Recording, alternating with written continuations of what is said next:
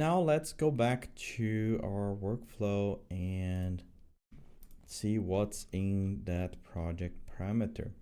So if I go back to my root folder and open the project parameters, you can use text editor for this, it's usually better. But because we can open this on Jupyter Lab, I'm just gonna open that in here and show. So we imported project parameters as parse. So what that does, it not only loads everything that is in this file, but also gives us access to all the elements and objects that have been defined within this file. So for instance, when I load this project parameters, I see that it loads some Python packages in here, and those are probably Python packages that are going to be used inside this project parameters. And then the next two lines, what it does is to change the global parameters, so that if I want to have some global parameters that are applied to my entire workflow, what I usually want to do is to place them in this project parameters file, so that every time I load this in a notebook, those global parameters are going to be set up for me. In this case, I'm enabling beta features, and also I'm just changing the minimum number of pairs to highlight when I'm plotting variagrams. Nothing major here. So changed some global parameters. The next thing that I can do with project parameters is to specify variables that will become accessible to me in my notebook. So let's say I create a cell above here and take a look at parse.numReals. So I can see that the value of parse.numReals is 10, which has been defined in this parameter file. So if I have a workflow that does simulation and generates realizations, if I run that workflow with this parameter file, it's gonna generate 10 realizations. And if I want to run this workflow for, say, 100 realizations, I only have to change it in one place. So I make sure that the entire workflow will now use the 100 as a number of realizations. So that changes everything everywhere. So it's just a nice way of defining parameters in a unique location. So you will see that in this Python file, there are some notes around these two lines of code, and you might be familiar with that. We saw that on here. What these two lines of code does is to allow this file to be more dynamic. So what happens is if I change a variable on this file, it becomes automatically updated on my notebook.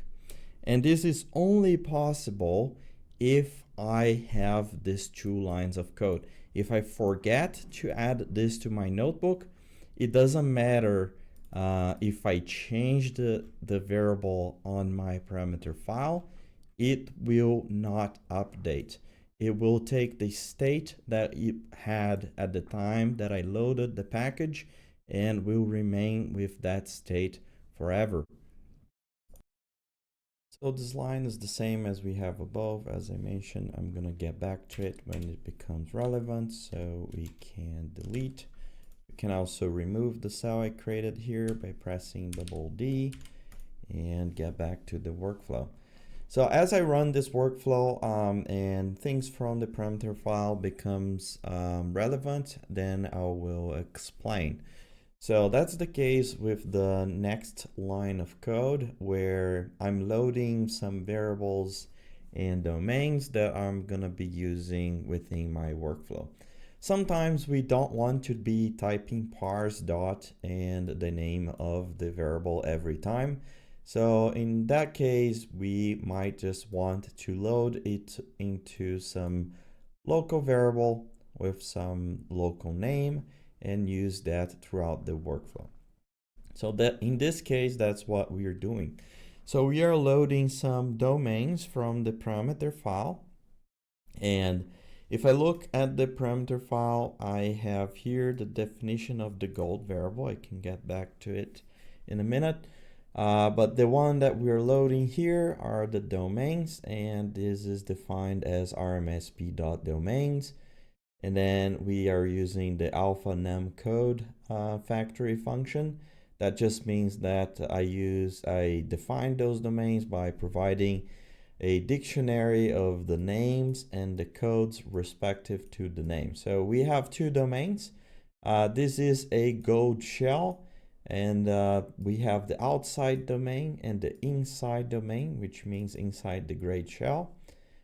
In here, we are also defining some colors for the gray shell and defining the column name and the general name for the domains. So this part of the parameter file defines the domains, and we can see also that we are loading the variables defined for these domains. And in here, when we initialize the domains, we defined gold as a variable for these domains.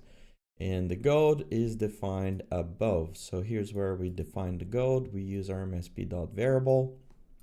We provide the name. This also matches the column name on our composites and grid.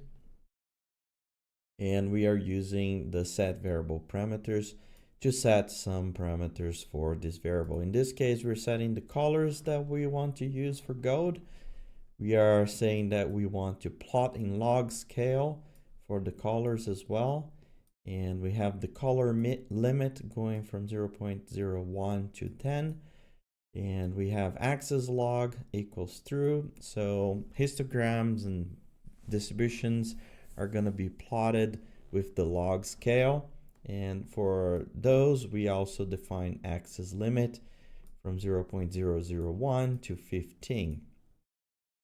So it's nice to set up variables and domains in the parameter file, because this will control the state for our workflow.